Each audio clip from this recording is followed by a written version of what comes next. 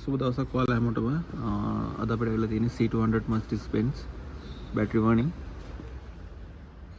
First we have to put seat cover and carpet because some customers don't like we are sitting without seat cover. This is Launchpad 9. Now we are going to scan vehicle.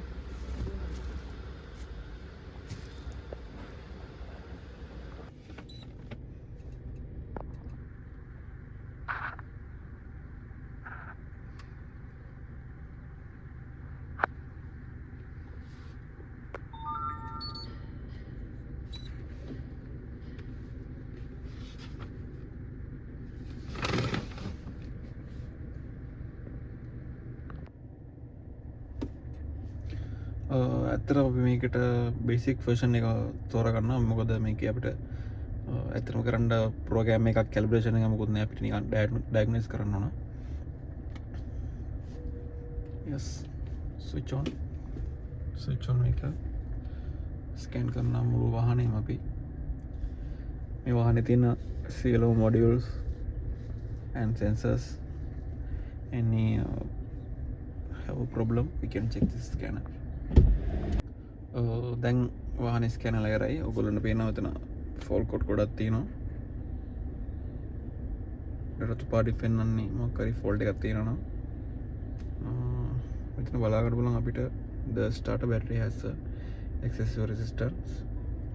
කියන්නේ බැටරියෙන් හරියට current එකක් දෙන්නේ නැහැ කියලා resistance එක අවුල් කියලා කියන්නේ.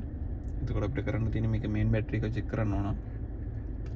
ඇත්තටම මේක මල්ටිමීටර් එකෙන් චෙක් කරන්න අමාරුයි. මේක රෝන ස්පෙෂල් බැටරි ටෙස්ටර් එකක්. දැන් අපි යන් ඒක ටෙස්ට් කරන්න. මේ තියෙන ටෙස්ටර් එක Bosch ටෙස්ටර් එකක්. ඇත්තටම මේ වාහනේ බැටරි තියෙන ඉස්සරහයි. මෙතන ගත්තොත් මෙන්න මේ කවර් එක ගැලවුවට පස්සේ මෙතන තියෙන බැටරි එක. මේක ඔරිජිනල් බැටරි එකක්. මේක AGM එකක්. AGM type එකක්. අපි යන්න ඕනේ ඉස්සලාම බැටරි ටෙස්ට් එකට. මම පෙන්නන්නම් මම. මේක AGM බැටරි එක. මේක SEA 720. දාගන්න ඕන 720 වලට.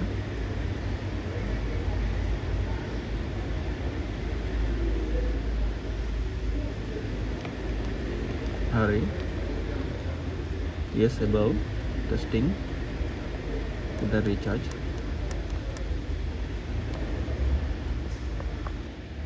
ඊළඟට අපිට තව දාන්න පුළුවන් ආයි මේක ENSE දෙකක් තියෙනවා. අපි දාමු SA මොඩල් එකකින් AGM